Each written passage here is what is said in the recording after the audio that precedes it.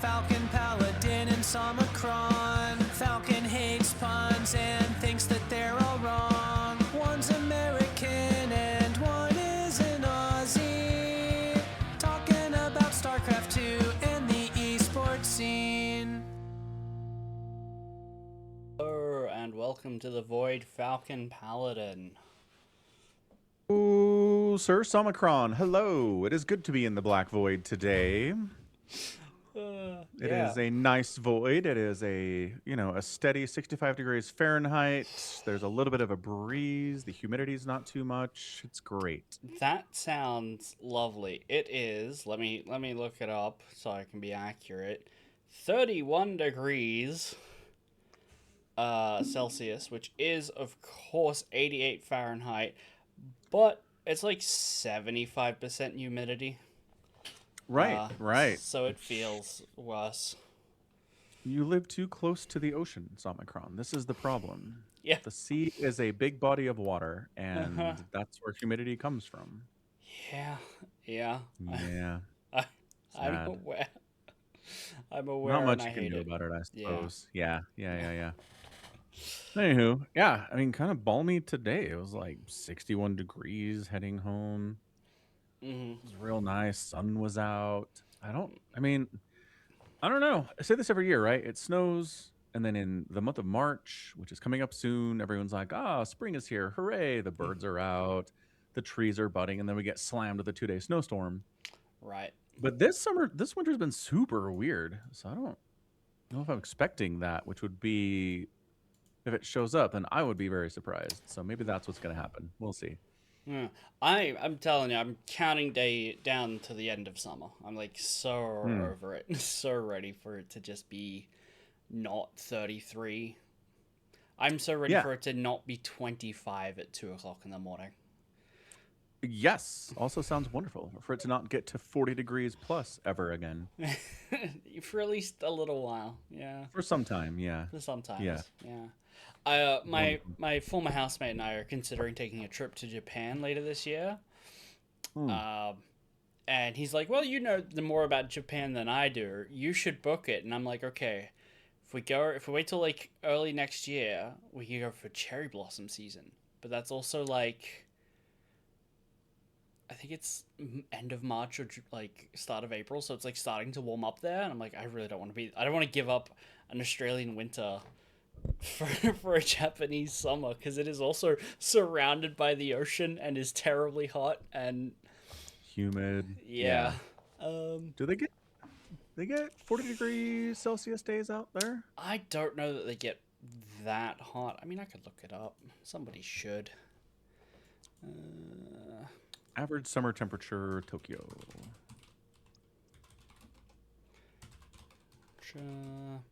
Okinawa. Okinawa in oh no, apparently it's a little later than I'm expecting. July, it gets up to like 31. Yeah, so not 40 though. That's pretty far off. It's I mean it's pretty far off, but it's still way too hot for me. Yeah. No. It's still summer weather. It's just not, surface of the sun, 42 degrees weather, summer. Sure. Sydney. Yeah, for sure. Yeah. Concur. Mm-hmm. Well, good. Yeah, time of the year when our temperatures start to sink up a little bit. Yeah, a little bit. Yeah, just a tiny little bit. A little bit. Tiny bit indeed. Might be able to hear. Oh no, now he's on. He was on a saxophone earlier. My boy's right below me in his bedroom. He was practicing the saxophone. Mm-hmm. Now I think he's was he starting the oboe? I think he's also starting the oboe just because, I don't know, overachiever kid. I said it was the oboe, and you were like, no, it's a saxophone, you moron. And I'm like, it was a saxophone, and now he's changed because he is playing a second instrument, and I'm pretty sure the second one's an oboe. Oh, fair enough. I mean, good on him for doing two at the same time. It's impressive. Not wrong. He's like, hey, Dad, I'm going to start doing another band. They meet at 6 a.m. on Tuesdays and Thursdays. And I was like, why is there a band that meets before school starts? And he's like, well, because the band instructor has too many bands. He doesn't have enough time during the school day to do this one. So he's just like, can I just start it at 6? And the administration is like, cool, man, do it. Right. Yeah. Yep. The overachieving, man. The Yeah, overachieving. yeah, yeah, yeah. Yeah. So I am noticing my camera keeps hitching, I have noticed that. Yeah, I've been looking at it. which is weird because yours doesn't, but Nope. mine does. And I'm pulling them Yeah. from the same place. Yeah. So I'm going to very quickly attempt to because like Twitch makes this pop out a little like you're streaming together window, and I don't hitch on that. So I'm wondering if I can just pull just my image off that Possible. and then Possible. just like overlay it. Um, Yeah. so I'm going to quickly do that, but we can keep talking. But if people see things, just know that's what I'm doing. Yeah. Or you're hallucinating. Who knows, man? Or you're hallucinating. One of those things is happening. Yeah, yeah. Yeah. So sports ball minute. Boy, do I Oh, not care about hockey, but boy, did America, both the men's and women's hockey teams, win gold over Canada at the U.S. Olympics in Italy Uh huh. last week and the week before that. Um, Yes. and my opinion of this is hockey is like the fifth most popular sport in America, Mm and hockey is like live and die important in Canada. hmm. Mm hmm. And it's like, I don't know. Like, if we cared about hockey as a country, right? It was like our first or second most popular sport. I'd be like, cool, we won. But, taking a gold medal away from Canada when we don't even really care about it as a country is kind of like, ugh. I don't know. I feel like you should only be able to win events if your country actually cares about winning the gold. And I know Interesting. I've got people in chat who are like, I care about hockey, Falcon. I'm an American. Blah, blah, blah. I know. I didn't say nobody likes hockey. I just said it is the fifth most popular sport in America. It Uh is huh. behind football and basketball and baseball and soccer. And then it's hockey. And then it's Okay. right. So we're a big country. There are 400 million of us, which means there are, 5-10 million people who like hockey. Great. You guys are all stoked that we won the Olympic gold in Are there hockey. 400 million of you guys? I thought it was like Well, getting there. 330, like Getting 335 there. at tops. You're rounding up 75 million. Yeah, that's true. Apparently, we're at 345 now. Oh wow. Okay. 48 now. So I'm you are seeing higher somewhere, than I imagined, but yeah. but not as high as I said. Correct. Yeah. Yeah. Yeah. Yeah. Once it gets over 350, I'm totally going to round up to 400. Just so you know. Shouldn't you Uh, round to 450? Isn't it the like from if 350? No. no, not 450, excuse me, 350. Shouldn't you round to 350? Like if you know you're at 350, shouldn't you just round down until you're at least at like 375? No, I told you. Once we hit 350, I'm going to round up to 400. That's how it's going to go. Look, Okay. man, we're growing. Okay. Yeah, Americans want to lie about their statistics. That's fine. Yes, exactly. Exactly. Mm. So anyway, yeah, I don't know. I just feel like if you're going to win a gold in an event at the Mm. Olympics, it has to matter to your country. Mm. Like, there are certain sports, certain events that Americans really care about, right? We love the track and field events. We like the sprints and we like the long jumping and the pole vaulting. We like swimming a lot. We like gymnastics a lot. We like basketball, obviously, because we're the best at that. There's all these things we do like, but hockey is like, Are there more hockey fans or are there more swimming fans in America? Like people who follow a swimming league of professional swimming during a swimming mm-mm. season? No, so it arguably makes more sense that Americans want a hockey gold than they do swimming or a pole vault or a long jump. Because Americans aren't following that once a year, even for like 3 weeks or whatever during a season. But Yeah, there are no, I know. more Americans doing hockey every year, every season, right? Yes, 100%. So hockey But makes sense. no, here's what I'm saying. I'm saying that every 4 years for the Summer Olympics, I think more people turn on the Olympics to watch swimming or watch gymnastics or watch the 100-yard dash than they do to watch the hockey. That's what I'm saying. And you're correct. There are no professional long jumping leagues in America that everybody watches all the time. Right. But I'm saying when the Olympics roll around, I think more people watch those events. Yeah, the Summer Olympics I think are generally more More liked, popular. more popular, sure, Yeah. but I don't Right. think that makes the events more popular, right? I'm just saying if you did a poll in America and said, would you rather see an American win the 100-yard dash or see the American hockey team win gold at the Winter Olympics? I think that would be biased upon when you ask the question. I think right now people would say the hockey. If you wait another 18 months, they're gonna say the 100-meter dash. I think it'll I be think so. I think it'll be biased. I think Americans want to have golds regardless of where they get it from. Everything that I've seen, and it's not much, and it's not the Reddits that like are truly about discourse. It's about taking screenshots and being like, look at what this guy said. It's Americans wanting to belittle Canada as the 51st state and take everything they can from them. So they want that Yes. gold for not for liking hockey reasons, but it is that they do want the gold. That's yes. I mean, that's a twist on things that has shown up this year. Uh-huh. Right, with Trump talking about annexing Canada, yada yada yada, and also I've seen people say that because Canada cheated in the curling event, Right. that they have bad karma, and that watching them lose was awesome. And I'm like, I don't. You care about curling? Like, what the hell? I mean, it's not even the same like people, so it's like I don't feel like that. Like I'm just not gonna be interested in any like people talking like that. You know, I'm not gonna buy into Yeah. Canadians have bad karma because one dude's a cheater, so their other teams lost Right. because of karma. It's like no, That's what I'm saying. I'm saying there are more Americans this year that have weird other alternate reasons to want Canada to lose, whatever they are. sure, but Yes, like you said, I was supporting your point. I don't know why you're rebutting me. You're like, I don't care No. about that. no, I'm not rebutting. I'm just saying if somebody was like having that point, I would not be like convinced by it. I'm supporting your support. I'm saying these people are crazy. Yeah, right. But yes, that is a big part of the people who care about hockey this year. Is people that don't care about hockey, they just want to see Canada be sad. Right. Sure. Yeah. But yeah, I mean, back to your original point of like, should America be wanting to win gold in hockey? I don't think want really matters. No, I don't think so. Like that's not how we hand out the award. No, it's not.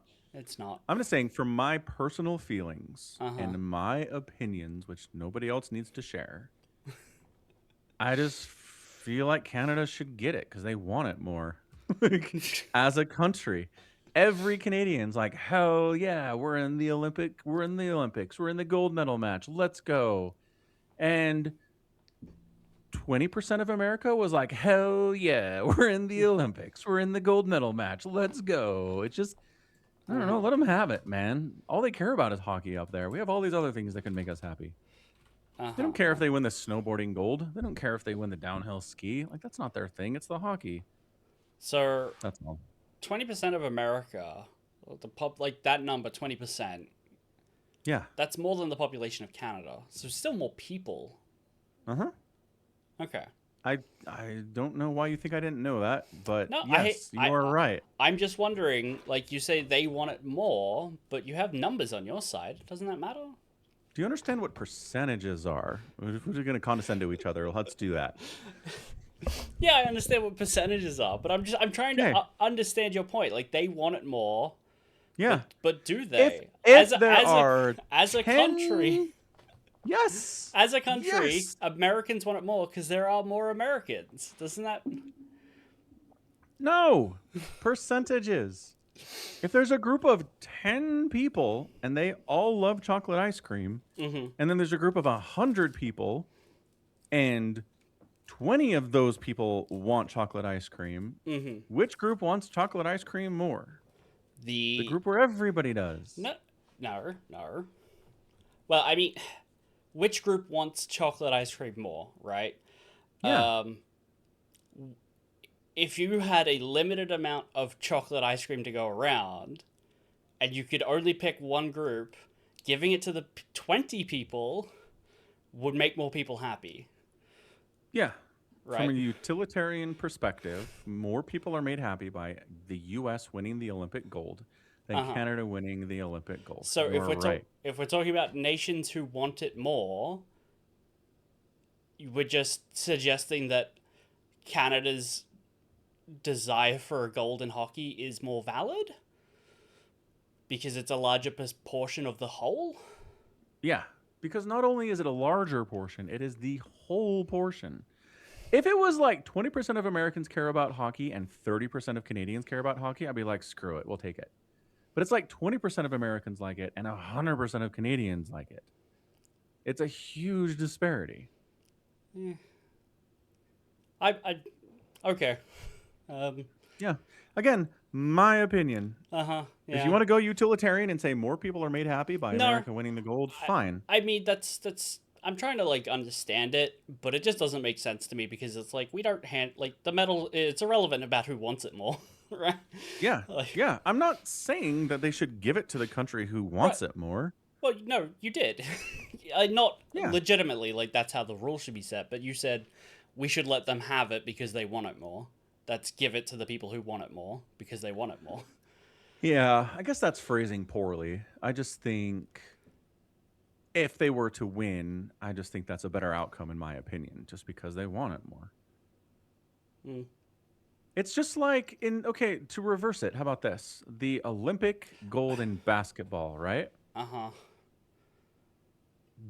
Most of America's like, hell yeah, we want another gold. But if some other country where like 20% of the people care about basketball and everybody else loves soccer wins it, then they're like, yeah, we won. And the rest of the country's like, so? Like, we don't give a crap about this sport, right? No, I don't think that's how it works because like Australians will be like, yeah, we won a gold in literally everything. Like anytime we win a gold, they're like, they did our nation proud, you know? I know. Like everyone turns up and gives a shit every time that there's a gold handed out to us, right? So I can't imagine that like even if in general, if we got a gold medal in the luge or whatever, people wouldn't be like, yes, I care that we got this, or I don't care because I don't watch the luge 9 days out of the week, you know? How many golds does Australia have in the Winter Olympics, Omicron? I have no idea. Exactly. You don't give a shit, so how come you're ascribing everyone else is giving a shit? Because I know I'm the exception to the rule. Having lived here for 30-something, I'm the outlier. I'm an outlier, says Omicron. Gold medals. Winter Olympics. We have 3. 2 silvers and a bronze. Right, which you had to Google. You could never even come close to naming what events you got medals in. Freestyle, skiing, and snowboarding. Well, yes, you have it in front of you now. I mean, I could have guessed that they were winter sports. It's the Winter Olympics, Omicron. Right, but I mean, okay, so there's the biathlon, which is skiing and shooting. They could have won the gold in, like, shooting. For the like, if they did better in that bit than the other bit, you know? You can't. You have to win gold in the biathlon, Omicron. They don't split them out. That's the whole point. I assume they you have score points shooting on in both. I assume you score, like, and it's a combined score or whatever, isn't it? Like, if you miss one of the targets, but you're really, really fast on the skiing, don't you still win? I don't know. I just don't think you can... No, I'm just saying I don't think you can just win the shooting and be terrible at the ski part and still win the gold. I assume you still have to be an Olympic athlete at it, right? Like top 1% of all people, I'm sure. You can't just be like this expert shooter who's like, I strapped on a pair of skis this morning for the first time. I only had 5 pellets, but I hit 6 targets, you know? So yeah. I get better. I don't know. I would like to know how it comes down. Right. Anyway, my point is, I'm just saying. I think yes, if somebody tells you we won an Olympic gold in something, everyone's gonna go, yeah. But the days before the event and the hours leading up to the event, you're not like, oh my gosh, I hope we win. Which is what every Canadian was doing before the Olympic hockey final. They're going, oh my gosh, it's coming, we better win. That actually means you care about it. Not someone tells you about it afterwards and you say, yeah, hell yeah, we got a gold. That doesn't count. That is irrelevant. I every time I go down to the lunchroom and the TV's on, it's the news, and they're always talking about the Olympics and like what events are coming up and which Australians are doing. I think overall, people want to be told about upcoming events and the Australians that are in them, right? Yeah. It's But like, again, sure, they're gonna how many celebrate events are we going? Holy shit! I hope we win. all How of many? them. All of them. No, Yes. Yes. no. Okay, excuse No. me. I will clarify. All of them that we have someone participating. Like, if we... No. Yeah. You cannot tell me that any significant portion of Australia cares as much about any event in the Winter Olympics as Canada does about hockey. You cannot. Any event in the Olympics. Any event. What sports are in the Winter Olympics? It's skiing, snowboarding, ice skating. There's a little bit of shooting and hockey. That's pretty much it. Speed Those are the skating, categories. alpine skiing, figure skating, They're freestyle all skiing. either on ice, on a mountain somewhere. Those are the options. And they could be on ice on the mountain. Yeah. Yeah. So, yeah, I mean, probably, right? Like, I get what you're saying, and I agree, but I don't think if we took a poll of Australians and said, do you want to win less medals because Canada wants it more, that they would go, yes, you know? Right. Again, I understand my opinion is my opinion. And I may be the only person who feels this way. Yeah, and I feel it's important to push against people's opinions and try to work through them so we understand. Like, if your opinion can't change because I have a different point and I want to, like, interrogate your ideas, you know. Yeah. I don't think you have to keep reiterating that I'm just an idiot. No, you keep pointing out that my opinion is not shared by the majority of people, and I made that point 20 minutes ago. Yeah, You can't keep making that point. We're past it. Right, but at what Stop point... saying, I don't think most people agree with you, Falcon. Stop doing that. Is that my point? I don't know. That's the only point you're making. But isn't, like, if your point is that people care, and I'm saying that if people, other people care. As much as Canadians do about hockey. As much about hockey. As Canadians do about hockey.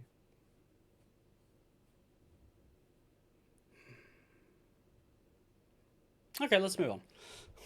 Okay, deal. Absolutely. Sentenced to be a hero? Yes, I am caught up. I don't know if I'm caught up. When do they have these episodes? Like 2 days from now? Yes. Okay, I think I'm caught up then. I'm pretty sure I watched Wednesday's episode. Okay, good. What did you think? That's not what I want to... See, J-Talk says, us Canadians love hockey. Thank you for backing me up, J-Talks. Sure. Yeah. Sure. We have ice rinks here too. Yeah. Oh, boy. Oh, boy. That's the attitude we're copying, huh? That's where we're going? That's where we're heading? No, we're moving on. We're moving on. Okay, great. All right. So the episode it has our hero group sent to suicide, trying to defend a fort against overwhelming, impossible odds. But then, through ingenuity, they manage to not die. Yes. And Torarita gets head pats. She does. Okay. After summoning a sword from another world, which... Deletes entities? Like, deletes living things? Like, does not kill them. Does not kill them. Deletes them. Yeah. So they are gone. What the hell? It's a sort of banishment. Yeah. Interesting. It's real scary, actually. Yeah. There's a great bit of like contrast where every time our hero has stabbed someone with anything bladed, it's always exploded, and then there's this moment, this climactic build-up, and then the bad guy just vanishes, and it's like, oh, that's like, my expectations have been successfully subverted. Isn't that sick? And even Xylo's like, what the hell was that? Like, what did I just do? What is this sword? Where did you get this? Mm-hmm. Yeah, it's awesome. Mm-hmm. It's really good. I like it because it makes me wonder if, like, she's opening portals to different, like, dimensions or realities. She says, like, a different world, so maybe, like, a different planet.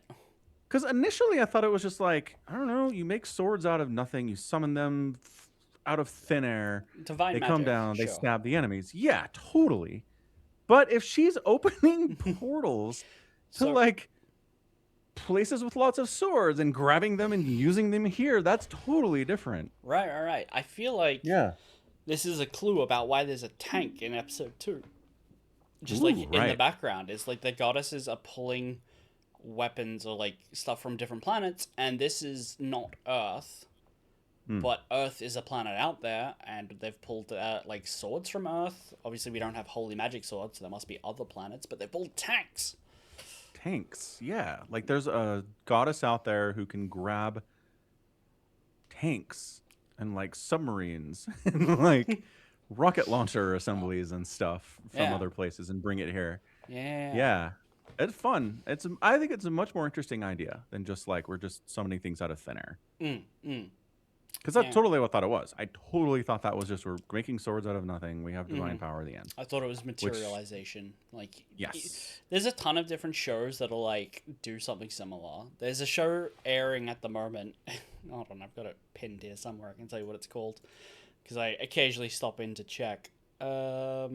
See if it gets any good. Easygoing territory defense by the optimistic lord. Right. Sure, yeah. So a child is born to like nobility, and they're all like, "Oh my god, he's a genius," because he's actually like a reincarnated kid or whatever. Yeah. And so he basically has every advantage possible when it comes to studying and training with the sword. And like, okay, it's your 6th birthday. Time to take an aptitude test that tells what kind of magic you have. And they're all like, come on, fire magic, so you can be a great mage. That means you can like defend a town and be a lord over it, right? Yeah. Because mages are supremely powerful. And it's like production magic is his talent. And they're all like, okay, well, we're going to kill you now because that's a shame. Like, we've spent the last 6 years hailing you as a genius, but your magic is so shit, blacksmiths can do it without it, you know? Right, right. So they're going to Right. stab the kid. And he's like, no. And then his brother is like, how about you just send him to that tiny little nothing town out in the sticks on the border of our territory and an enemy kingdom that's full of overpowered monsters. And like, okay. And then it turns out he can take wood and basically transform it into anything. So he builds a castle in like a day. It's like, it's not a good show, but it's very clearly like he's taking material there and turning it into something else. And that is not what's going on in Sentence to Be a Hero. Right. Because there's like big portals. And like, it occurs to me that there are big swords. And if we're pulling those from another place, what is supposed to be wielding them? Right. Who is making these swords and for whom? And for who? Yeah. Although I will say she does mention that these swords degrade. Like she summons a really big one to pin down the thing, and it's like I put this one in. Like I focused on power and like strength of this sword, but no durability. It won't hold for very long, and it immediately starts to like disintegrate. Is that it? Yeah, they all do. Is that it breaking or returning back to where it came from? Yeah. Because the Like holy she sword borrows it. rusts first. Right. Yeah, I don't know. It's either the act of bringing it into this world causes it to disintegrate because it doesn't belong here, Possible. right? Mm-hmm. I feel like that's probably what it is. Probably. Makes sense. Yeah. Anywho, yeah. Xylo almost dies. Mm-hmm. They bring him back. And they're like, we didn't have to get a new body for you, but we did remove some of your. You did lose some of your memories. Which I'm like, I thought that adds a new wrinkle to things too, because like they're very clear that if you die, they put you and stuff you in someone else's body, and you lose part of yourself at that point. Do they stuff Xylo you? says that a few times. Do they stuff you into a new body? I think so. I don't think they've said that. Like there's all this talk that like if you die you can be brought back, and like there's a guy who's like death isn't good enough for you. We're gonna sentence you to be a hero so you can die a bunch of times, right? Right. Is there any indication that he's not in his original body? Because like when he gets sentenced, he looks the same as he does now, and Xylo's I don't like, think. Xylo, I don't think he's died. Xylo says death has failed to change him when he like won't shut up and stop talking. When he's talking to Xylo. They're all walking around when they're doing scouting for the defense of the fortress and laying the trap. He's like, death hasn't changed him. Xylo says that about Sav or whatever his name is. Yeah. Whatever. Stav? Tav? Stav? I've got it Stabber? here. Baggo? Hold on. Sav. Tsav. Sav. Sav. Yeah. Sure. So he's died, but he looks the same in his flashbacks to when he got sentenced. That's a good point. He does. Yeah.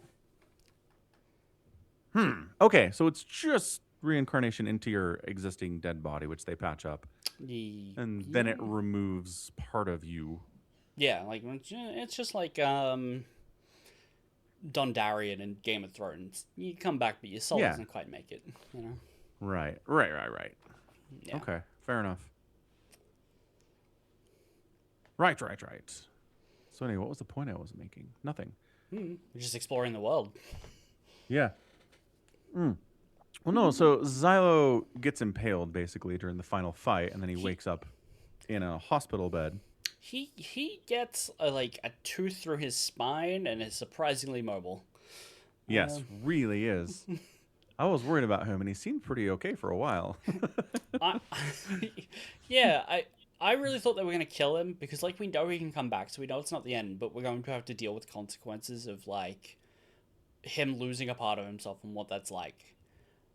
And then we just don't. They're just kind of go, we fixed you. You don't need to go to the repair shop where maybe they, attach new pieces of bodies or whatever, right? Yeah. They're still hiding whatever that is. Yeah. But we fixed you somehow. I was Right. a little disappointed. Yeah, and there's a little bit of memory loss, he said.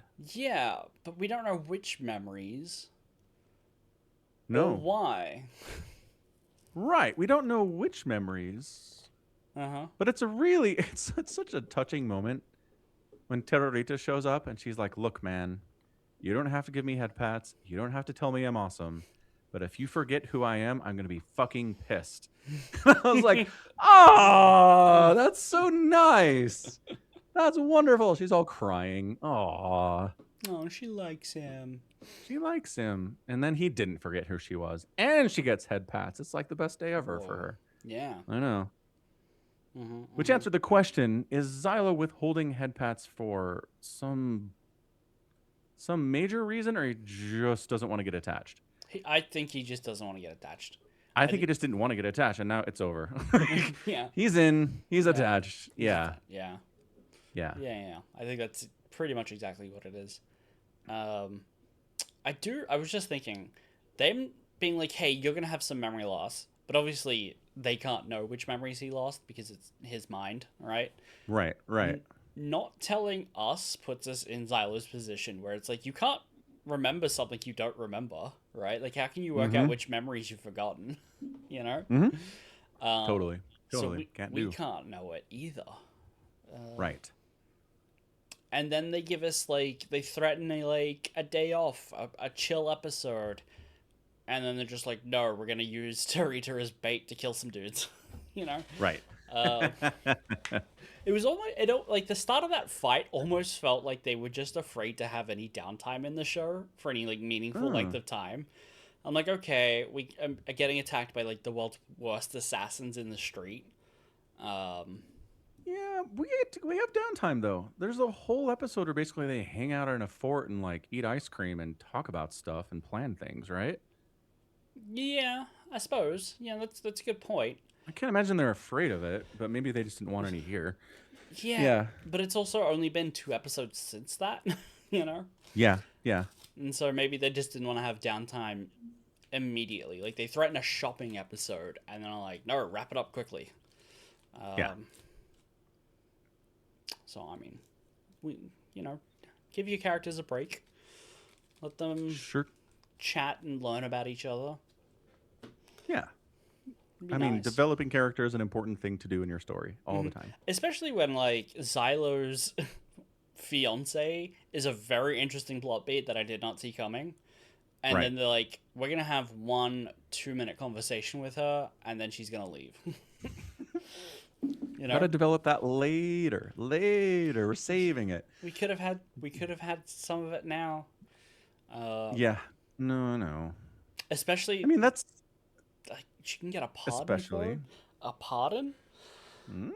For killing a No goddess? way. That seems Yeah, interesting. no way. No. Like, the church is so pissed off at this guy. They're so mad. We saw the scene. Uh-huh. Yeah. For sure. Anywho, it's great. I like it a lot. It's Looking a good forward show. to the next episode. Yeah. I was a little bit mad there was no free run this week. Oh. Wait. So the episode I watched last week then was the mining thing where she Right. she has like an unpayable debt from 100 years ago from the last time she passed through. Yeah. Yeah. That was funny. Yeah. I really like that. The scene where she's like searching for silver with magic is another bit, according to Reddit, where the anime is taking extreme liberties because that's a one panel scene, bit like her throwing a tantrum. So they really expanded on her doing magic and went a little harder than they needed to for like looking for silver deposits. You know? Right. It's like, this is a spell to end the world. No, it's just to find a mineral and some rocks. Like, all right, I guess. Yeah. Yeah, pretty intense. I love the part at the end where the dude's like, where she's like, you just played the whole, you need to work off your debt for the next 300 years to motivate me to find you silver, huh? And he's like, yep, totally. She's like, I hate, what does she call merchants? She's like, this is why I hate merchants. What did she call him? Like a businessman or something. Yeah. Yeah. She just says it so matter-of-factly. There's no, like, real vitriol behind it. She's not, like, mad. She just matter-of-fact is like, I hate you people. Yeah. And he's like, it's cool. I got what I wanted. Bye. She's very clearly like, I hate you, but I'm glad to have helped because like this one business is feeding basically everyone in this entire region. Yeah, these people that live in an insanely monster-infested region where it's hard to grow food and actually have civilization. Good job, guys. Yeah, it'd be like living in Arizona in the summer. Yeah, it totally is. The city should not exist. It is a monument to God's hubris. Man's hubris. Man's hubris, right, sorry. Yeah. Is it a affront to God? Should not exist. It's an affront to Monument nature. to man's hubris. Yeah, this is the King of the Hill line where they go to Phoenix. Oh, I've not seen it, so. You've not seen that line? No, I've not seen a lot of King of the Hill. I haven't either, but this meme has been pretty popular. Here, I'll send it to you real quick. Sure. Here it is. Copy, paste. We'll put it in the chat as well. It's a monument to man's arrogance. There it is. Yeah, okay. Fair enough. Phoenix, Arizona should not exist. Yeah. That's a long link. That's going to work, right? Yeah, that'll work. There's It a worked. bit that you could cut off, I assume. Ton I could have cut off there. Yeah. Yeah. Yeah. Anywho, so is free run back this week then? Fingers crossed. Okay. Fingers enough. crossed. All Fingers right. crossed. Should we get to Then- the... Oh, do you have something else? Well, just real quick. Been watching Trigun. Oh, yeah? So for years, like ever since I really started watching anime, people were like, you should watch Trigun. And I'm like, And no one like ever tried to sell me on it, really. They were just like, it's one of the best animes. You should watch it. But like nobody really explained why. Having watched a lot of it, I understand the why here. It's kind of harder to explain, and explaining will spoil things. So that's why. But I'm watching it. And I'm watching it because my daughter watched Trigun Stampede, which is like a remake from 2019 of Trigun. Yeah. The original show from like 1993. Mm-hmm. So she watched that and didn't realize that it was a remake of something from way before she was born. And so I was like, well, let's watch the original then. She's like, okay. So yeah, we're watching the OG. Trigun Stampede, 2023, not 2019. Like much Oh more, yeah, not even close. Much more recent. Yeah. Yeah, fair enough. Yeah. Anywho, it's good, man. So one of the things about it is that it's in a weird setting. You're on this world with two moons. Everything's just desert. Every town is a desert town. Walking from a different town is desert. There are trains that go everywhere. Desert. Like, it's just a desert world. It's weird. It's alien in some ways, but it's people Mm-hmm. who populate it, right? And so in the back of your mind, you're always like, how do these people get here? Who are they? They don't seem like they're sci-fi at all. It doesn't seem like they came here in ships. Right. They don't even have. Do they even have TV?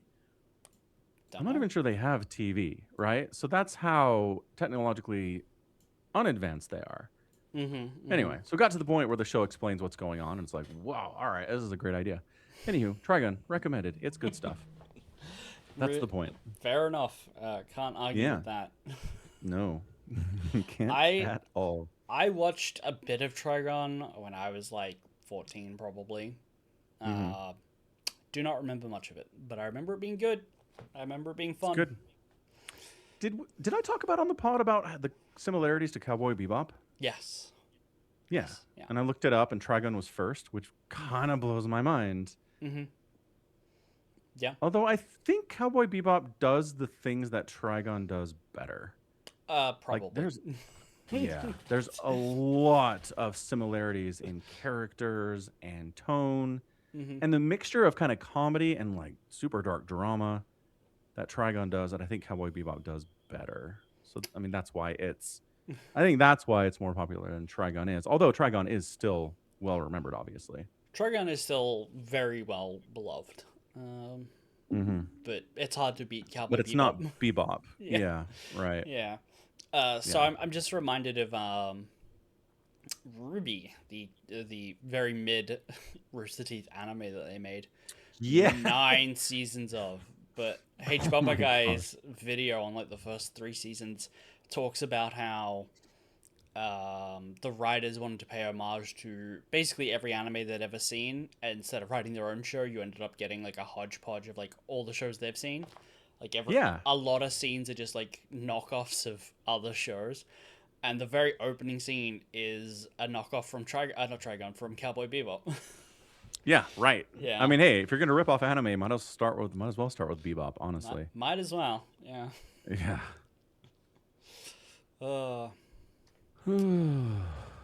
Yeah, it's good. That's all. Trigun. Trigun. Cool. Warhammer. Warhammer. Hammer. So what did we read?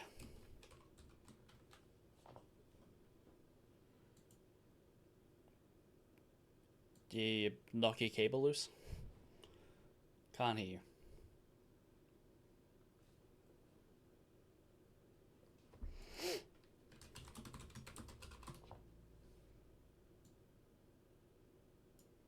You knock your cable loose?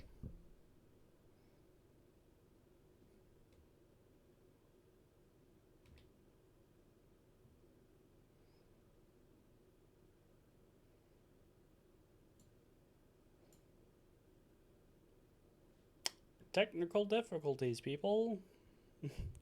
I actually have a screen for that. Never used it, but I have it.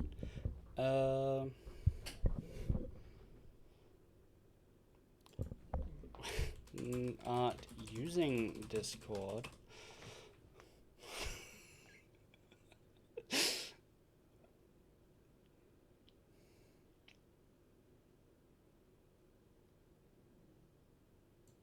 On? How Oh. about now? Now I can hear you. Excellent. We're back.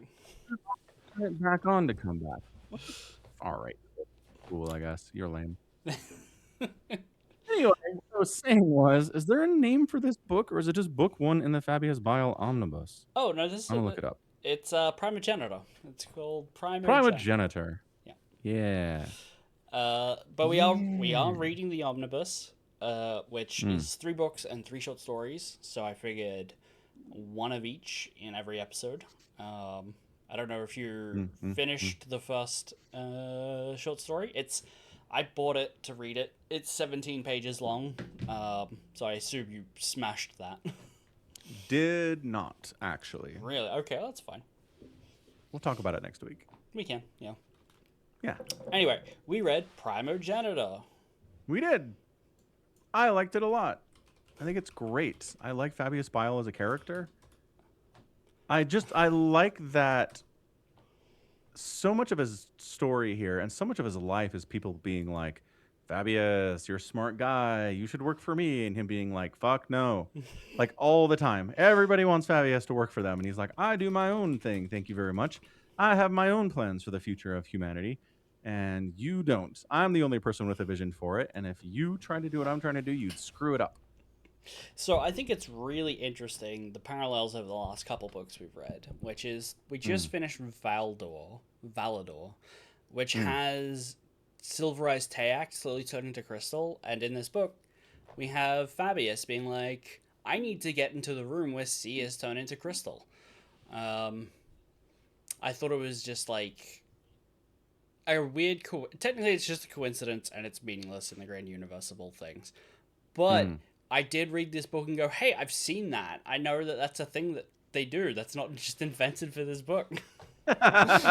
Hooray! Like so many things are just invented for a book and then never Right. brought up again. Right.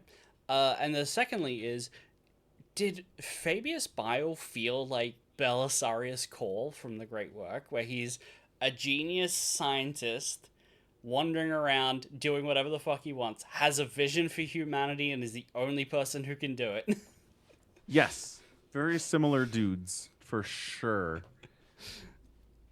Yeah. And I mean, at least people tend to agree as well. If I mean, if Fabius was just a mad genius, emphasis on the mad, and didn't know what he was doing, then nobody would bother trying to recruit him. Right. Yeah. So like Oleander understands what potential he has, and the Radiant understands what potential he has. And I don't know if the Aldari necessarily understand what potential he has, but they want him in a leadership position of some kind anyway. I assume they do. I think they look at what he's doing and go, how do we subvert that? And he even talks about it in earlier when he's like, should I start building my own army to protect what I've got? And he's like, no, command is a trap. I'm just trading one cage for another if I'm stuck trying to manage my own warband. Yeah. And then he makes the point. He says this. He's like, what are the Aldari trying to stop me from doing if they'd rather have me doing this instead? Right. Yeah. Yeah. It's good. And I mean, it's pretty clear. I don't know. You meet Fabius Bile. You spend 10 minutes with him. And Oleander's like, I can convince him to reforge our chapter, reforge our legion. Easy. It'll work. And I'm like, no, you're not. Why do you think you can? I've spent 10 minutes with this guy. You spent a long time with this man, and you think you can make him try to restore the legion? No way. And then at the end of the book, when he's like, not doing it, I'm like, yeah, of course you're not doing it. You're Fabius Bile. You do not care about any of this. Well, and like, that's not fair. Maybe he cares, but like he just sees it as a completely failing endeavor. Like it's not worth the effort. Because he's already tried it, and I think that's the key distinction there. Like he's done this. He has cared about this as an idea before. And so it's not completely unreasonable to have a character be like, we just need to get him back on the right track. Like before it was just Fabius, but now there's this conclave of people, and maybe we can bring him in and try again, right? Maybe a unified effort. He'll see the value in that and be like, yeah, we can give this a go. And then the Harlequins are also like, we can help you get him to do this. And he's like, excellent. Yeah. And he understands they don't want it for the same reasons that he does, but he doesn't care. It's the same goal, right? Right. Yeah. Although, I mean, part of the problem here is that the Emperor's children are so steeped in the warp and demons and only seeking their own pleasure and only what they want, that like that's kind of what they are. I don't know how you extricate them from that after 10,000 years, A ton of psychic blanks. Just like get them all in a room and dump 10 blanks in there and then call it a day. Yeah. hope that the Astartes don't just kill them. But I mean, it raises the question, like, what is Bile going to be able to do? And he's clearly got a project to like raise a new breed of humans who are just built different, right? He's very much doing an emperor, right? He is. He's making his own Astartes, but minus the armor and the special guns and stuff. Yeah, I mean they have. So the Glandhounds have Gene Seed, which is really interesting. Mm-hmm.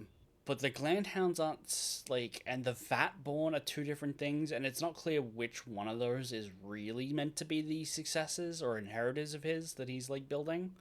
Oh, I thought it was the hounds for sure. Because especially because Oleander hears that they're reproducing themselves. That's the They are Vat, fertile, and like if you're trying to replace humanity, probably they should be fertile, right? But that's the right? Vatborn. The Vatborn are fertile? Did I Yeah, misread that? yeah, Okay. it's the Vatborn that are like no longer born in vats. That's the line. Like they haven't been born in vats in some time.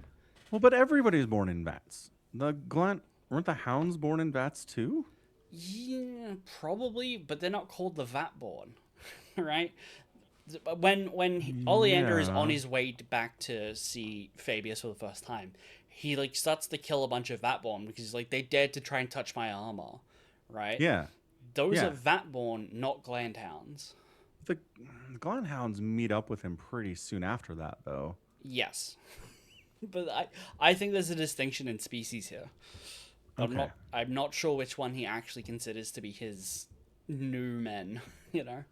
Yeah, but he really speaks glowingly about the hounds pretty consistently throughout the book. Like he really dotes on that one. What's her face? Very true. Yeah, he loves her. Anyway, Wish I could find her name easily.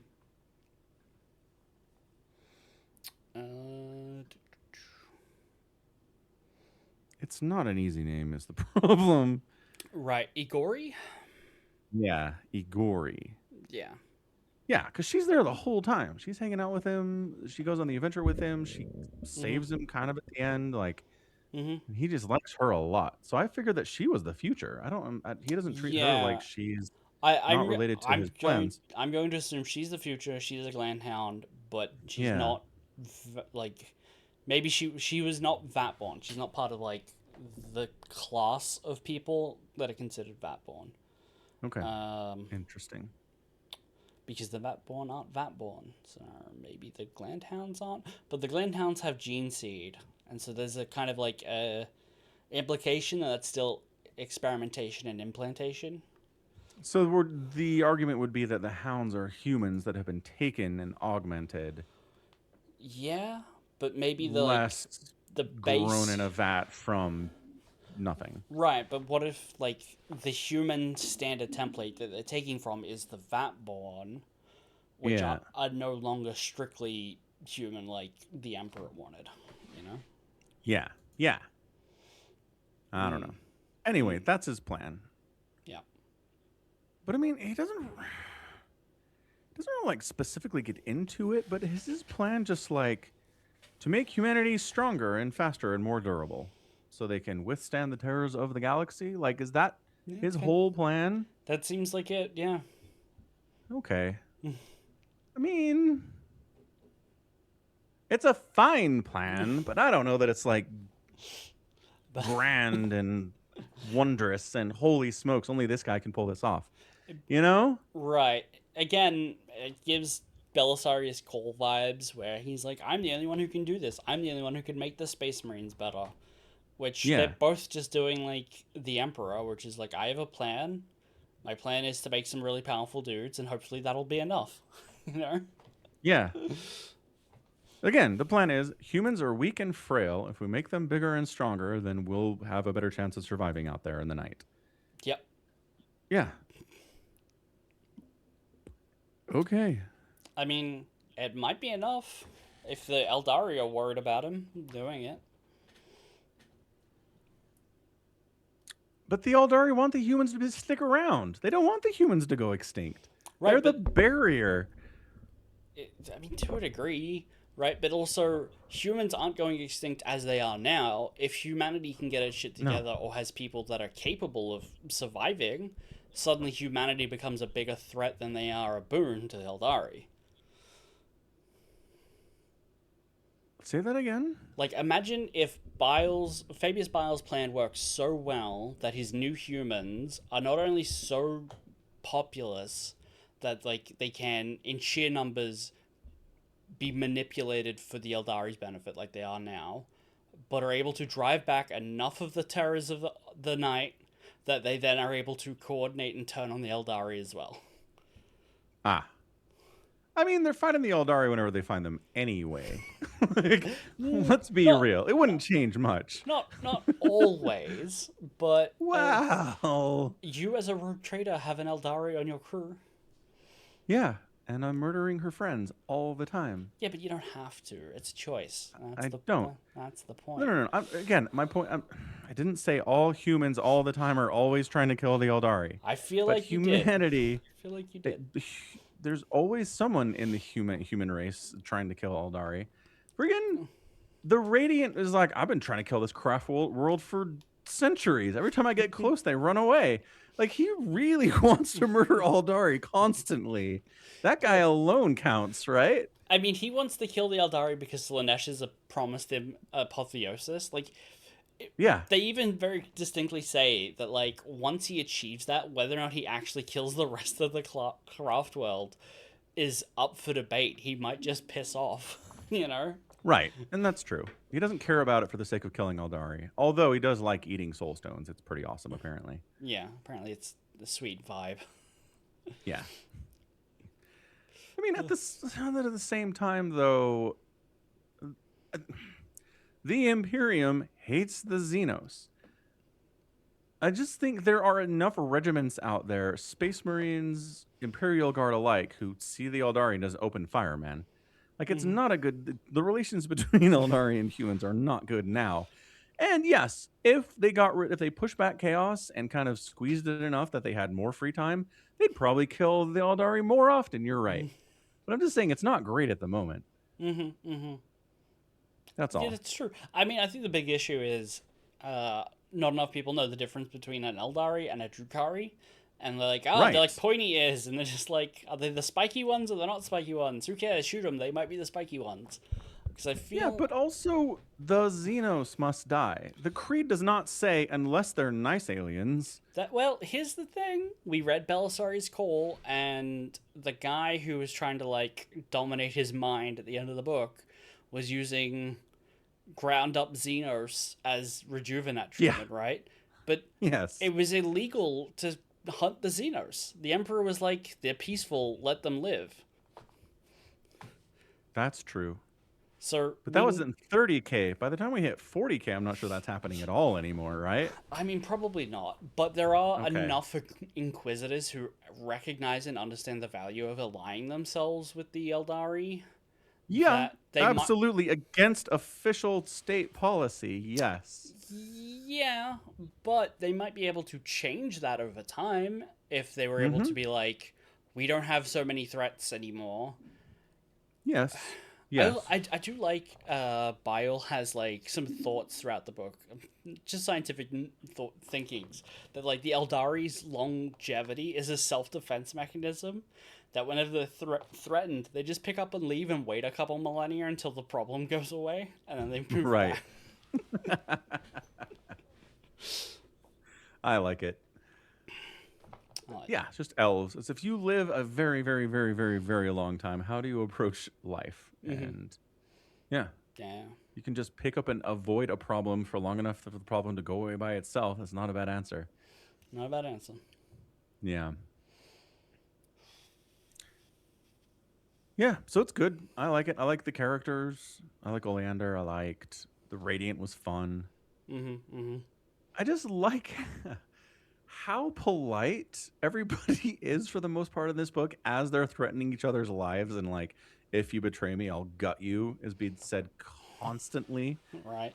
Like Fabius Bile's like, Oleander, I'm sniffing some betrayal on you. If you betray me, I will, I will ground you down into usable components or whatever. Yeah. Right. And Bile's like, you get in my way, I'll disintegrate you. And the Radiant's like, if you betray me, then I'll, you're going to die. But it's always said with polite words. It's never just like, I'm going to kill you. It's always like, brother, I love you, and I appreciate what you're doing here, and you always make me laugh. But by golly, if you betray me, I'll kick you in the face. It's good. The audiobook makes it come across a little bit less polite. It's very clearly venomous, like tones and angry shouting at people. Oh, okay. Well, that changes it then. Because it feels extremely polite in the book. It's still That's really funny. it's still, if politeness can be stretched to like eloquent or genteel, it's still very much that, right? But it's just very angry genteel, you know? Got it. Which is less funny. I think it's funnier if it's like it sounds polite and like airy as you're saying it. They're all Yeah. like noble aristocrats drinking their tea, being like, "I will disembowel you with my blade, brother, if you betray me." Yeah. Which is again what Fulgrim was. Like he, at least until he ascended to demonhood. He was always like happy and smiling in the middle of threatening you, and I don't know. That's kind of what they are. Yeah, no, it checks out. Stereotypical. Yeah. How did you like Oleander having a pipe made out of Conrad Kurtz's finger bone? Well, ostensibly, he's not sure. He hadn't fact checked that. How do you do that? Yeah, right. I don't know. Yeah, that's a very fun artifact. It's cool. Yeah, and once again, it's like here is a Chaos Space Marine story. Here's a Chaos Legion story, but we're gonna give you generally the perspective of people who are relatively normal and not crazy warp touched and not right now possessed by a demon. Right. Because it's a better reading experience if you're reading Fabius Bile and Oleander versus reading the Radiant. Right. So it is interesting that Fabius Bile is essentially an atheist Chaos Space Marine, where he's like, they're not gods, they're just warp phenomena. They're just science. What is wrong with you people? Yeah. It's a very interesting take from someone who is effectively very steeped in the warp, right? Yeah. Yeah. Especially when he's just like, yeah, my ship's alive, it's got a demon. I have a Doc Ock-esque spinal attachment, which it's called the chirurgeon, and it's got like blades and axes and needles and stuff sticking out the back of him. Like, and it's like, and it's got some level of sentience, but I don't know, whatever. Like, it's fine. It's fine. If it gets too smart, I'll worry about it. Right. And he's like, I swear when I go to sleep, it disconnects from me and runs around doing its own experiments. That is great. I love when they're on the ship and they have to take down the Geller field for a minute and all these demons show up. And then the Cathandar, whatever that demon's name is like, what's up, Fabius? Your dad says hi. And Fabius is like, screw you. I hate you very much. Right. I don't believe that you're actually, it's not magic. You're just science. Yeah. And at the end of the conversation, he shoots him in the face. It's great. Shoots him with like and it works. Shoots him with a null dot, Yeah. Injecting nullness into a demon, and it's like starts tearing its own face out to get it out. It's very fun. Very brutal. We need to mass market that stuff. That's really effective. Fabius needs to have his own line of null dart guns for use against demons in extreme emergencies. Yeah. So I'd buy one. Ravenor would buy one. Yeah. The Inquisition can Inquisitors would buy one. Inquisitors can already have access to like null grenades. They're very rare, but it is a thing that we can make. Well, they can make, not we. I'm not doing it. So you mentioned when they had to drop the Geller field so they could like slip in through like a warp rift to get to this port city without unloading the immortal general. Bile's gotta hate that guy because like that's what Bile wants. His own body is like a rotting husk from this Geedseen blight hundreds of years ago, and he's like constantly having to build a new clone and transfer his consciousness. But this guy's just immortal. Like, you could throw him into a sun and he'd climb out. I know, but that's not what he says. He says that kind of immortality is a curse. He's like, I don't want that. That's true. I want to have enough time to finish my work, and then I want it to be over. That's true. I don't want to be cursed to wander the galaxy ad infinitum. That sounds terrible. He's not into it. The reason the immortal hates Fabius is because Fabius tried to kill him and wasn't able to do it. Mm-hmm. So that's why he's pissed off. He's like, you were supposed to give me release from this horrible, horrible galaxy. You Right. couldn't do it, so I hate you, man. Well, I don't. That feels like he asked him to do it. Yeah. I don't. I think Fabius was like, I have an opportunity to try. I don't know that the other guy wants it. I think he's happy walking the universe until all is dust, you know? Oh, interesting. And he was like, interesting scientific. Maybe I could learn something about longevity. Let's flay the man. Yeah. Well, among other things, but yes. Let's Yeah. start with flaying. So I don't know. Maybe Bile is being a little short sighted there, where it's like, maybe you could find a way to undo that. Like Vulcan is theoretically a perpetual who keep coming back, Right. but Right. he also maybe there was a way in which he gave it up, or sacrificed it, or was stabbed with a piece of fossilized emperor power, and it took it away. You know, Yeah. Yep. so So possible, maybe. possible, but you know. Anyway, when they're going in there, there is a little bit of a plot hole where Fabius has a word bearer with a bomb in his chest and is like, "You will be my demon mancer." Because the word bearers sent this dude to kill Fabius, and Uh, Fabius was like, that's "Nope." useful. Yeah, Yeah. I could use someone Could willing use to a trade word their bearer assistant. I could use someone willing to trade their soul for demons power, so I don't have Yeah. to do it. Um, but like that guy, it's very important that that guy does like some chanting and a ritual to keep all the demons from getting in. But that guy wants Bile dead. He could just not, and then Bile would die.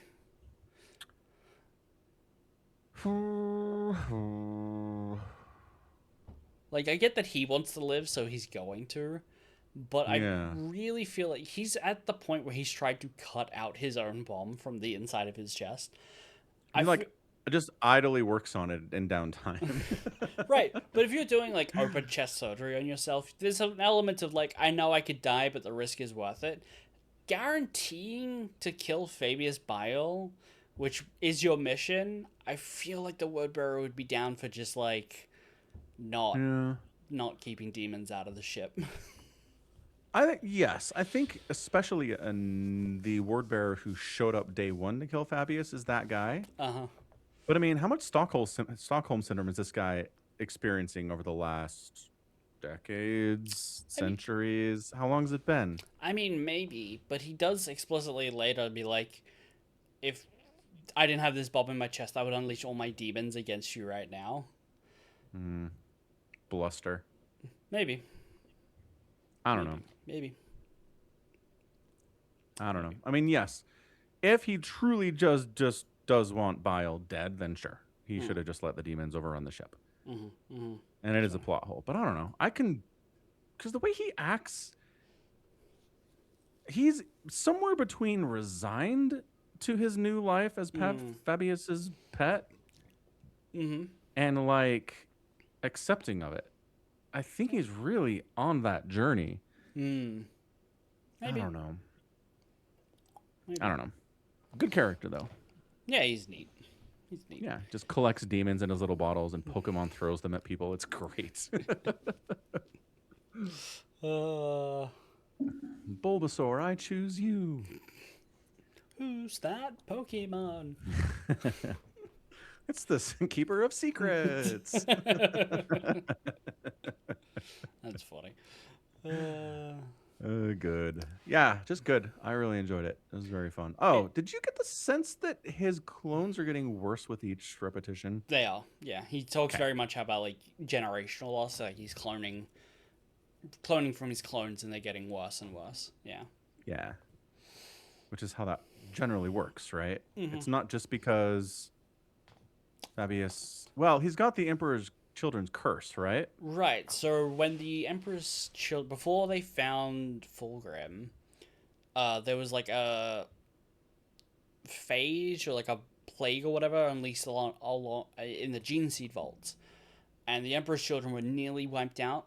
And I think it was actually like an engineered thing from the Eldari or something. There's like a little short story there. That it might have been like an organized attempt rather than just like a mutation or something. And so the Emperor's children were basically going extinct before they even found Fulgrim. Right. And so they still have lingering elements of that in their gene seed a little bit and in their DNA. And so that's kind of what's killing him.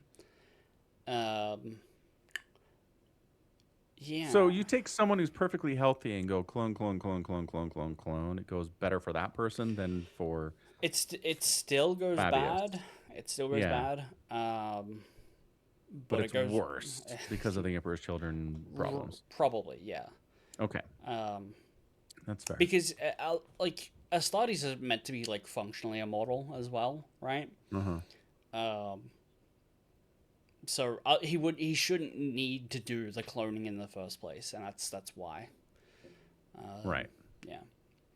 Right.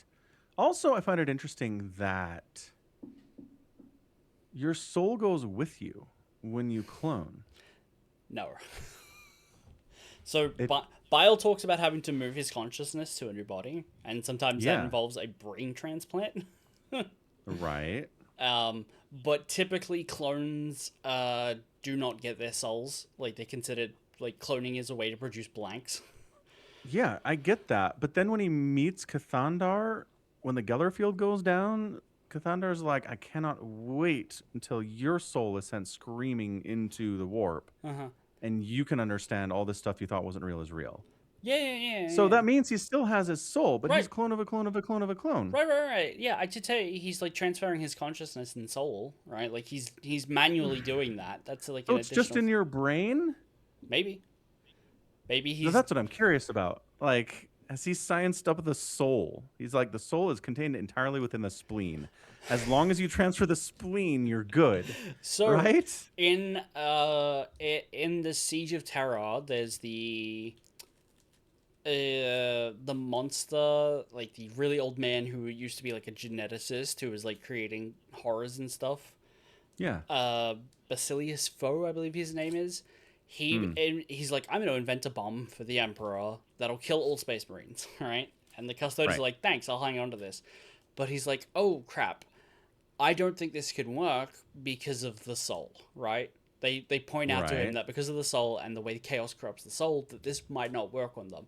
So they give him access to Malkador's notes and his personal laboratory, and figures out a way to also kill the soul with a virus.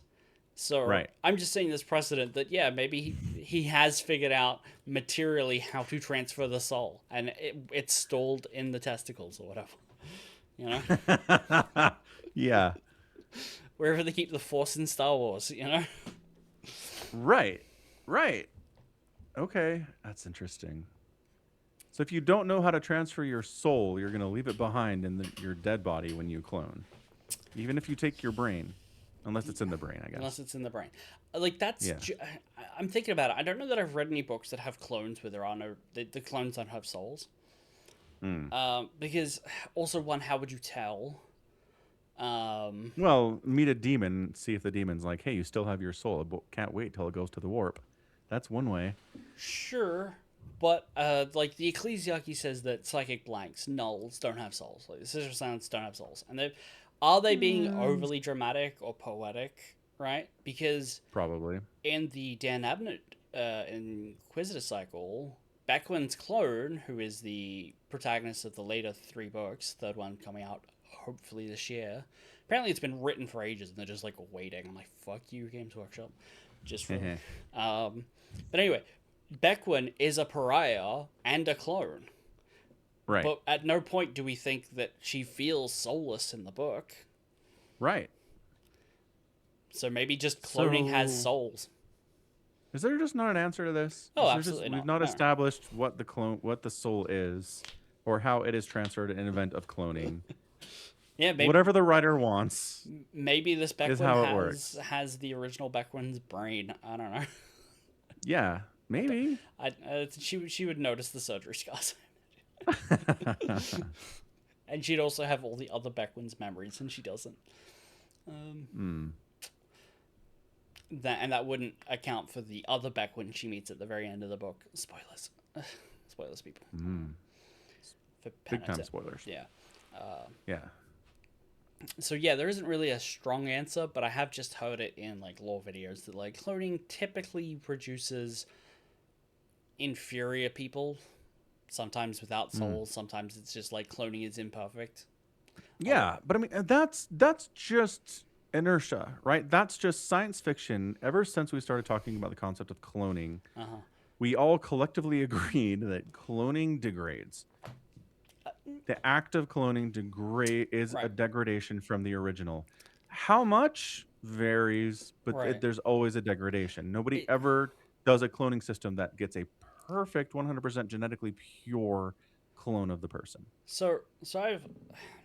I understand that's the agreed scientific like sci-fi consensus, right? Not, yeah, very much not scientific. The Right, sci-fi community has agreed. Yeah, right.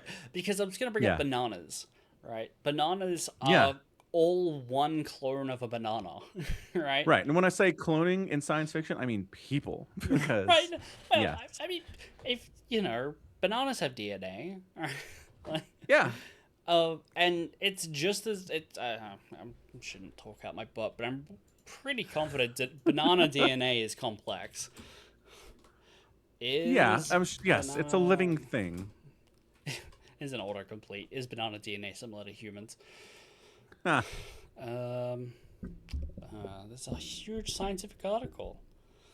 Um, since the human genome was first sequenced in 2003, the comparative genomics has revealed that we share common DNA with other living organisms, yes, including our favorite yellow peeled fruit. So we do right, share DNA right, with 60% identical to a chicken, right? right, right. Um, More than 60% identical to a banana. And we can, like, bananas are perfect clones of each other. They're all genetically identical. It's the way that they germinate or whatever. Right? I don't know the correct terms. But all bananas are the same. So do you think it's possible that we can clone people and have them perpetually be the same? Well, but here's the question: when you're cloning a banana, Mm-hmm. It's not even cloning, it's just growing. Like when you plant it in the yeah, ground and grow, you get the same banana. right. So, if you're talking about cloning in the sense that you take someone's genetic sequence and plant it into a sperm and then put that into an egg in a woman and she gives birth to a baby, that's your clone. Mm-hmm. That method of cloning, I imagine, Mm. would be as close to perfect as you could get, right? Right. But other types of cloning where, I don't know, you scan someone with a ray and then the ray gun goes zap, and then bam, you got another clone there in science fiction, which again, the Right. science fiction aspect of this, that's where things can degrade, right? Mm-hmm. Mm-hmm. Sure. Sure. Because we don't think that's what Fabius Bile is doing. He's not putting his DNA sequence into a woman and then being born as a baby and doing it again. That doesn't make any No. sense. No. No. Right. No. So he's got to have other methods then. He It's not he the same way a banana does it. well, I'm just thinking of a Fabius Bile tree. He's got a Yeah. tree and he like harvests them and peels them off from their yellow skin, and it's like, all right, Chirurgeon, hop into that one and then transfer the brain, please. Yeah, talks about having a spare body on his ship for when this one dies, or is Yes. like so close to failure it needs to be And transferred. So he's growing extra them, copies too, just kind of like in places. right? Yeah. So he's growing them fully formed at the very least. Totally. So they're not going through any kind of growth stage. What if he is? Like, what if he is having a little baby Fabius being born? And then he puts it in a tank and feeds it nutrients and lets it grow naturally until it reaches adult stage. And then he cryogenically freezes it until he needs it. He could be doing that. He could be doing that. I feel like no, that makes sense. 'Cause He's got time. that's very similar technology to like what the rest of the Vatborn was supposed to be, except they're not Mm, Vatborn anymore. Yeah, right. It's a bad name. Need a new name. they need a new name. And I believe the new name that they actually go with for like is like new men. Like he doesn't have they're not called the Biolites or the Fabius children or anything. They're just called like new men. Right. That's potentially worse. Yeah. Yeah. Anywho. Which I mean, there's some. So you haven't read the short story. The first short story that appears in the Omnibus is Prodigal, and it's 17 pages. Spoiling it is not going to rock your world for anything, Nope. but there's a human demon hybrid that comes and visits him. Oh, okay. Every time he sees her, he's like sad that she's more demon and less human. Because Melusine, I think is her name. Again, I had to read this book and I didn't get the audio version, so I don't know how the name's pronounced. But he considers her to be very much his daughter. One of the first and greatest Vatborn, created from multiple genetic templates before he cloned Horus. So we read that in the other book. But she's been around for a while, so Legion Wars. But he is like, yeah. He considers her to be his daughter. And that he loves her, horns and all. Okay, sure. So he is capable of putting his genes into people and just being like, grow. And then be free and do things. Yeah. So he could be raising a little runt herd of cloned Fabius children and being like, throwing pellets into a open field, being like, feed. Yeah, or again, just keeping them unconscious in a vat for their whole lives and growing them that way. So you don't have to actually pay attention to them at all. Yeah, but I don't know. I think free range. It's not as fun. Free range bile sounds better. Yes. Yeah. Probably healthier. Yeah, less hormones. Which I imagine there's a lot of hormones in a space marine. Yes. Yeah. More in Fabius Bile than most, probably. Constantly getting injected in this book. It's a good time. Yeah. Yeah. I guess before we wrap this up, I just want to say it's interesting that we meet the Radiant, right? We spend a few chapters with him. We have conversations with him. We get to know him. And then right before the mission starts, they're like, and actually, Kesperus, is that his name? Which one? Oh, the Radiant. Yeah, Kesperus. Yeah. Yeah. Kesperus, his body has been entirely taken over by a demon, and he's trapped in his own soul and desperate to get out. Kind of. So it's like, I love this idea that it's like you can meet a space marine, and it's like, boy, that guy sure is steeped in the warp. Is it him or is it a demon using his body? Who knows? Good times. Well, I think the demon is like 99% in control, right? But yeah, think about it. The demon's goals for the book. He's like, I want to go and kill some Eldari so I can achieve apotheosis and turn into a demon. That's a good point. But it very specifically gives us a little look. I think that's like the very last shreds of his humanity, like buried deep down. Oh, it's humanity. Yeah, I think it's his humanity. I don't think it's saying he's not present at all. I think he feels like he is somebody else now, and possibly because he is merged with a demon, right? On some level. It sounds like a lot of level. Yeah.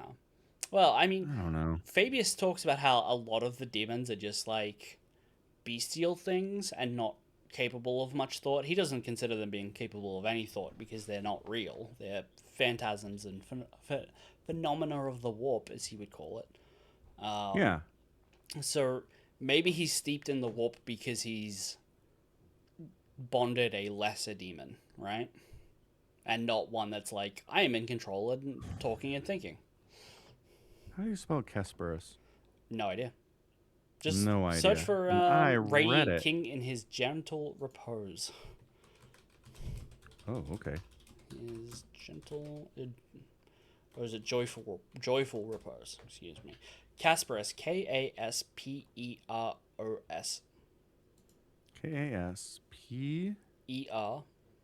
Kasperos. Yep.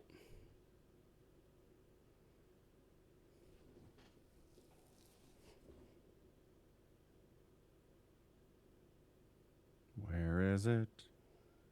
Where is this moment? Savona.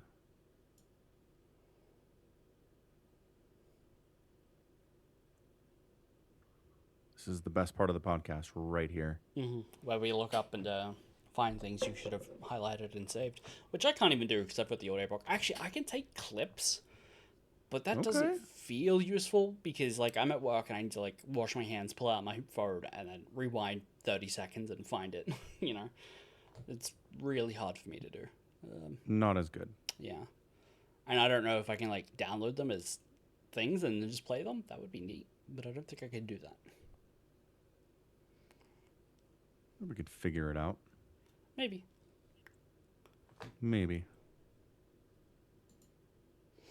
Anywho, we'll come back to that. But the eventual end of the Radiant is that he gets on the craft world. He's eating soul stones. He's in the process of ascending into his apotheosis and becoming a demon lord just like his dad, which is all he ever wants. And then the Harlequins are like, actually, no. Which, they can just do that? Like, do the Harlequins have a distinct power set, or are they just kind of like, whatever the hell we need them to do, they can do? Because that's what it feels like with those guys. So he was surrounded by a force of Harlequins and Laganathi warlocks, very specifically the witches from the craft world. I think it's implied that the Harlequins were like, stab him and hold him in place, and the witches did a thing where they like strip him of warp influence and like that kills him. Yeah. So I think it's like during the transformation process he's vulnerable to some degree, because after that he would be immortal. Right. Yeah. So he gets real close. He's really close to achieving his end goal, but unfortunately he tries doing it in a trap.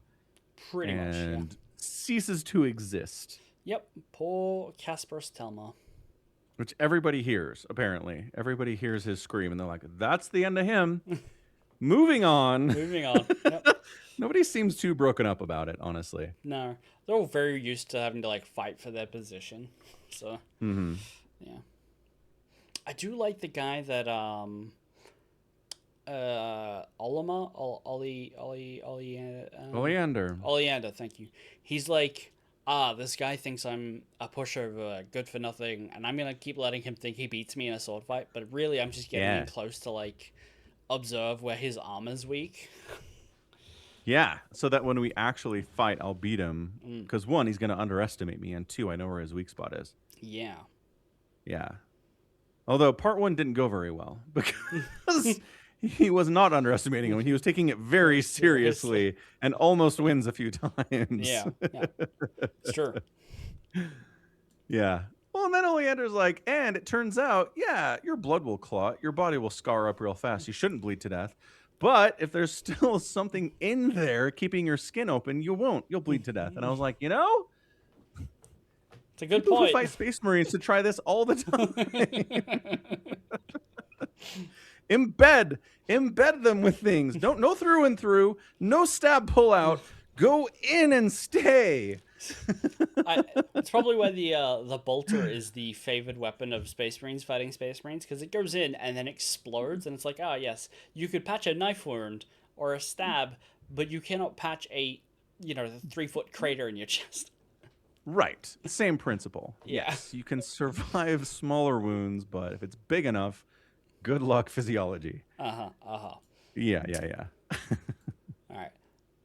Is that it for this book? Do you have anything else before I move to something else tangential about the book? Okay, let me see my notes real quick, because I did take annotations. Oh, look at you. Oh, I annotated this. I'm stupid. I did have it annotated the whole time. The whole time. The whole time. So here we go. Ready? Yep. The Radiant King in his joyful repose howled as he plucked the spirit stone from the Eldar's armor and popped it into his mouth. He felt bloated but strong. The song of Slaanesh pounded in his skull, echoing down through the marrow of him, into the very roots where the last flickers of Kasperos Telemar crouched, trembling. The man he had been screamed and shook the bars of his cage as his soul burned black. The Radiant ignored him, as he had done since Istvan. He's not having a good time in there, Somicron. No, but it's the last remnants of the man he used to be. It is not explicitly saying that he is now a different entity. Like, the man he is now is crushing the regrets of the man he was. That is still Kasperos. I guess. Bullying Kasperos. Who's that captain in the Night Lord's book that had the same thing going on? where he was being taken over and over by a demon, and Talos was like, "This fucking sucks." Remember that? Yeah. Different how? I mean, in process and feeling, it's the exact same. It just in terms of technical specificity, I don't think this is strictly saying a demon was puppeting him. Neither was a demon puppeting the last guy in the Night Lord trilogy. He was Really? there was a demon in there. No, because there's a moment sorry, where you're talking about the other guy. the captain, the one who was yeah. like, ship. "I'm gonna." Ship combat's rad. Yeah. Yeah. That guy. Yes. And he's like, "I'm going to save up what strength I have left to take over at the last minute to kill us both Right. because I fucking hate this guy." Okay, so that is very explicitly saying that the demon is in control. This one isn't. Yes. I think that's because okay. Again, I think the key difference here is that in Night Lords, the demon that's in control is immortal and does not care about apotheosis. It wouldn't care. It wants to keep the captain. Right. What tiny fragment of his brain is left or soul is left. The demon is like pillaging for information on how to do space battles, and that's the only reason he's there. In the Radiant King and his Joyful Repose is like, I want to become like Fulgrim, right? And the callback to Istvan is when they became openly traitors, and like that's where he would have killed all his brothers. So the man he used to be is the honorable warrior pre-heresy, not just Kasparov as general. He's not enjoying it. Like it's his guilt. It's metaphorical. It's not, I think, literal. Like not a literal thing. Yeah, that's fair. All right. Good enough. Yeah. What did I annotate? Kanthara is like, "I have a name, Fabius. Why don't you use it?" And then he responds, "Names are for the sentient." It's the best. He just pisses off everybody he meets, and he doesn't care. I like him so much. Fabius is great. Yeah. Really like it. Bile stared at the thing, his face still as a mask. Then he drew his needler and fired, putting a needle into the center of the demon's eye. "Your message has been delivered," he said. "You can get off my ship now." It's good. It's good. The conversation Oleander's having with Sakara, who's our word bearer. Sakara says, "The demons say you're worried." Oleander's hand fell to his sword. "Do they say about what?" Sakara looked away. "Not yet. Let me know when they do."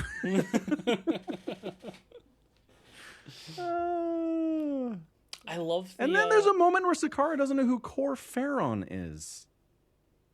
Does he? So I looked up Cor Ferron, and I'm like, he's still around in 40K. Yeah.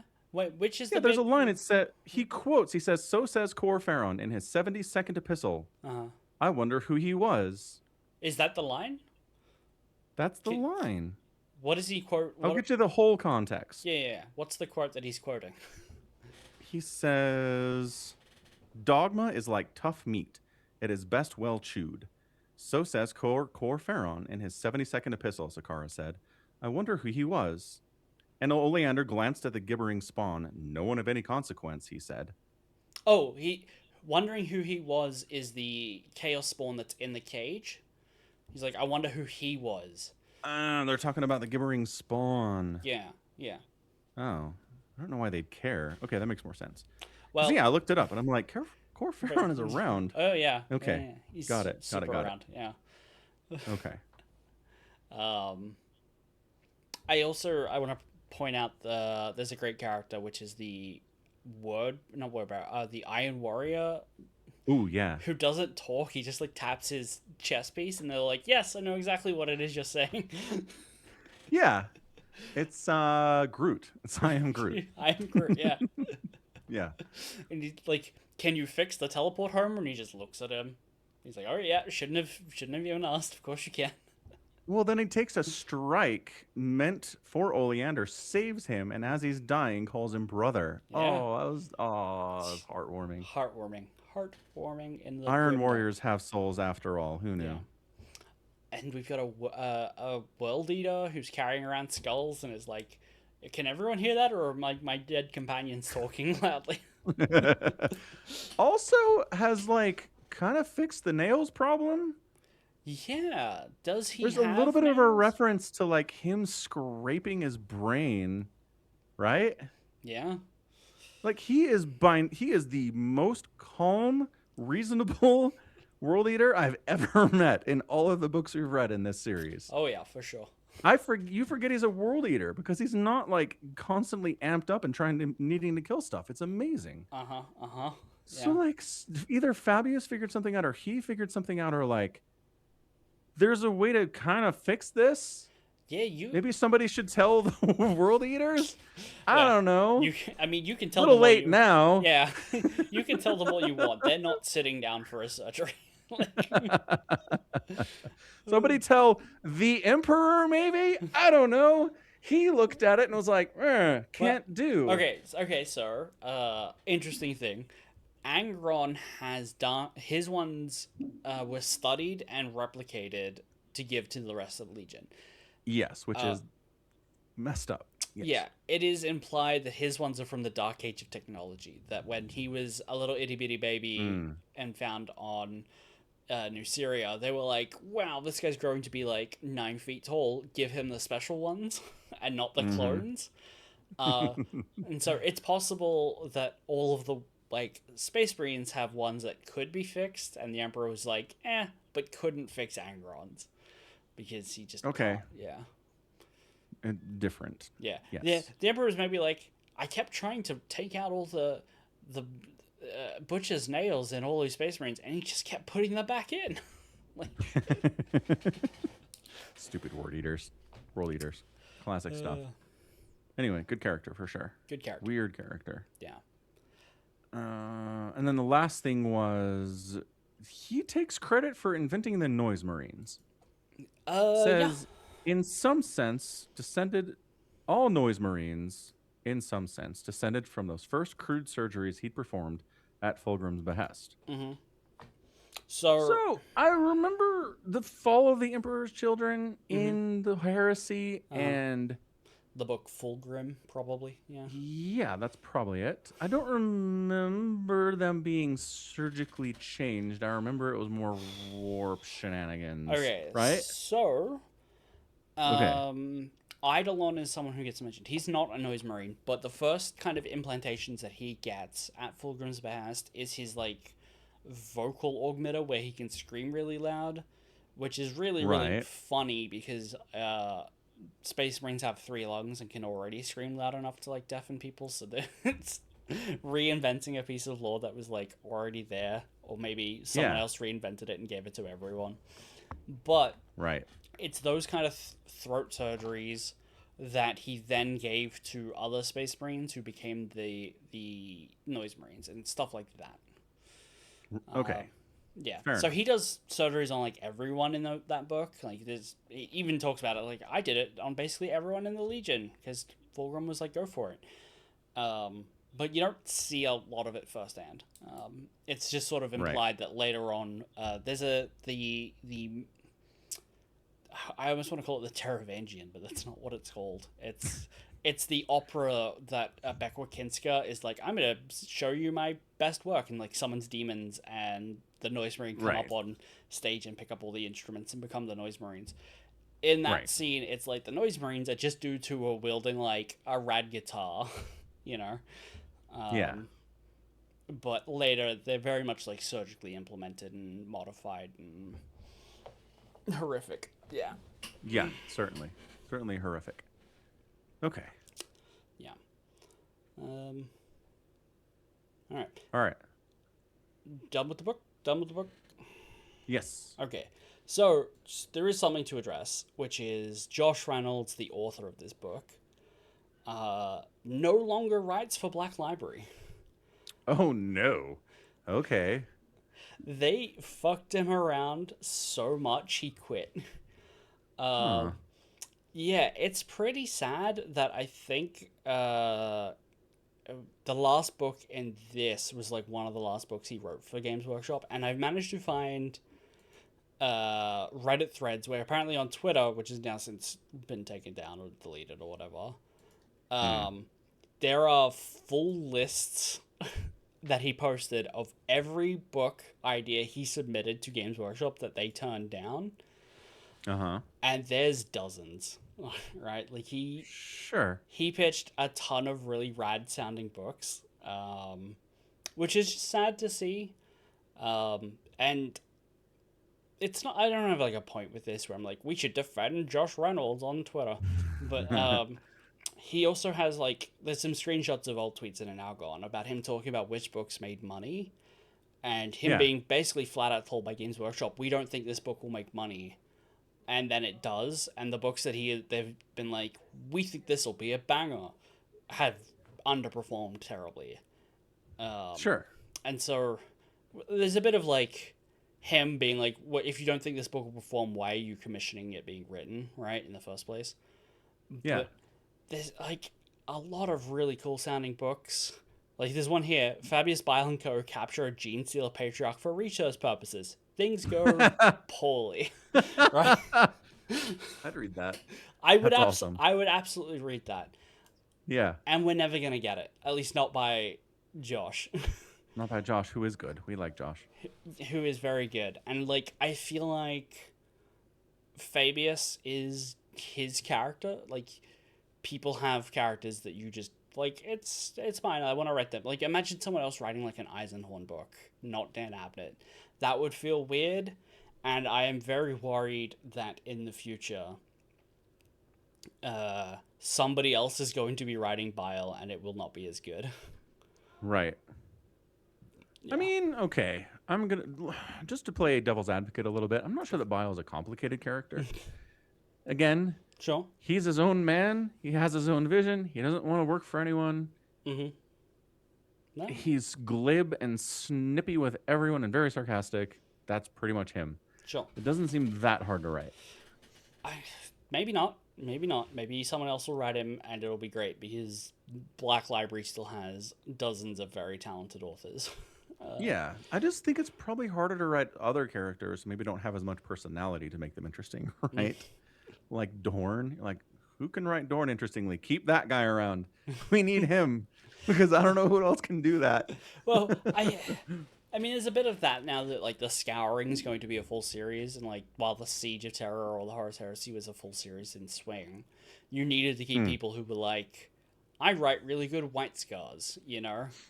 Yeah, right. You needed that person, but it's like, well, Dawn's probably dead or missing, right? Definitely missing, probably Right. dead, right? They did the Right. very clearly, obviously, he's still out there, but we're all gonna assume he's dead, and that they only found his hand, you know. Right. Um, He's where 90% of the Primarchs are, on ice until they decide they need to bring him back. right, but Right. for the most part, they haven't needed to bring him back, so you don't need that guy. I think what we're setting up here in Primogenitor is a really interesting story with Bile, and I would like to see the original author's intent, see that to fruition, or you know, I don't want to see fair. I don't want to see someone take over Bile's story and be like, no, it turns out the new people were actually just custodes. He was making his own custodes, and they're just ultra loyal and kind of as dull as they are sometimes, you know? Until you get a character custody, and it's like, okay, these people are actually kind of neat. Sure. But again, we talked about how what we understand his vision to be now isn't that interesting either. Yeah, it's just people. Just better people. Yeah. It's just, well, not even better in the sense of physically stronger and more durable. Yeah. Not necessarily better as in, like, smarter or able to work together better, or you know what I mean? Any number Right. of personal characteristics. Right. Yeah, but like maybe Josh is able to write a really fantastic book where he goes, you know what? I thought this plan was great, but it has issues. Let me adjust, and like does something interesting with them. Like turns them all into a hive network, because he does get his hands on a patriarch from the Gene Stealers, and it's like, great, I can enforce a hive mind collective consciousness amongst humans where they will just work together and be better. Right. Yeah. Yeah, that'd be interesting. How can I Like get hive minds humanity. Yeah. The Tyranids show up and they're like, wait, what's going on? They're as coordinated as we are. Yeah. Take him aback a little bit at least. Yeah. Yeah. Anyway, it's a thing to note with Josh Reynolds that he no longer works, and we probably won't get any more Fabius Bile from him ever. After the Omnibus. Yeah. Yeah. The Omnibus came out in like 2019? No, 2022, apparently. But obviously the individual books came out earlier. That's probably what I'm remembering. Right. That's usually how that works. Yeah. So it's a fairly recent thing. Calling attention to a giant company like Black Library treating an author like shit is still relevant even like 4 or 5 years later. I feel like that's not something that's like beyond its statute of limitations to be like, Agreed. hey, Agreed. what's up? Anyway. Agreed. You should treat authors well. Yes, especially ones that can write good. Yeah. They've got talent, especially. Yeah. Yeah. All right. Excellent. So the next book we're going to read, well, I guess there's the short story. Short story, Prodigal, which you're going to read. It's very short. Then we're going to read Clone Lord and A Memory of Tarsus. That's the next short story. Okay. And then weirdly, for the third part of the omnibus, it goes short story, then novel. That's something we can worry about afterwards. Yes. Good call. Yeah. Will do. Alrighty. Okay, good deal. So we got our plan. Can read along with us the Fabius Bile Omnibus if you'd like. Book 2 for next week. So yeah. Thanks for watching the Falcon Paladin Hour. Back in a week with more of the same here on twitch.tv/Somicron. You can sub here if you want with your Amazon Prime membership for free, which is awesome. You can just connect your Amazon Prime account to Twitch. Twitch is owned by Amazon, pretty easy to do. You can gift subs here as well. You can share bits, all that fun stuff. So feel free to do that. You can also find us on youtube.com/@Somicron. You can support the podcast by going to patreon.com/Somicron as well. And you can buy merch at falconpaladin.store. So good stuff. See you later, Allbrand. Ooh, he's going to check out Prodigal. Awesome. Excellent. Okay, sounds good. He'll be here next week for that. So yeah, about the same time. We'll start about T-minus 2 hours from now next week. That's the plan.